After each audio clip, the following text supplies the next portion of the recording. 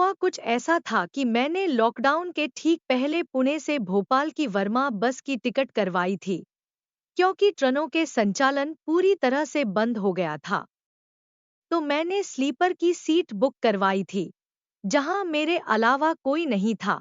अब रात हुई तो नासिक से एक 24-25 साल की लड़की बस में चढ़ी और कंडक्टर ने उसे मेरे पास आकर सीट दिखा दी और चला गया।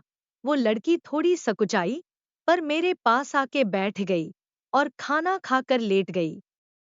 मेरी नींद लग चुकी थी। अब क्योंकि बस एसी थी तो उसे ठंड लगने लगी और वो बस के साथ मिली कंबल ओढ़ना नहीं चाहती थी। तो वो ठंड में कांप रही थी, पर कंबल नहीं ओढ़ रही थी। अब क्योंकि मैंने अपनी कंबल घर से ही रख ली थी तो मैंने वो ओढ़ी हुई थी। मैंने उसकी समस्या भांपते हुए उसे अपने कंबल में आने के ऑफर दिया, पर उसने झिझक के कारण मना कर दिया। मेरे जोर देने पर वो मेरे कंबल में आने को तैयार हो गई। हमारे बीच बिल्कुल बात नहीं हो रही थी। वो अपने मोबाइल में लगी थी, मैं अपने। थोड़ी देर में वो मेरी तरफ पीठ करके सो गई, तो मैंने भी करवट ले ली।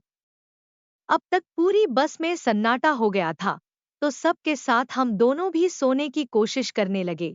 मेरी नींद भी लग गई पर उसे शायद नींद नहीं आ रही थी। अब 2:30 बजे करीब मैंने करवट ली और उसके ऊपर हाथ रख लिया, तो वो मेरे हाथ को सहलाने लगी, जिससे मेरी नींद टूट गई। मैंने हाथ हटाना चाहा तो उसने रखा रहने दिया। बोली रखे रखिए, कोई दिक्कत नहीं है। फिर ऐसे ही लेटे लेटे दोनों की नींद लग गई। सुबह जब गाड़ी कहीं रुकी तो वो फिर नीचे ही बैठ गई, क्योंकि बहुत सारे लोग इंदौर में उतर चुके थे, तो हम लोगों में कोई बात नहीं हुई। के बाद जब बस भोपाल पहुंच गई तो बस से उतरने के बाद हम लोगों में थोड़ी सी बातचीत हुई।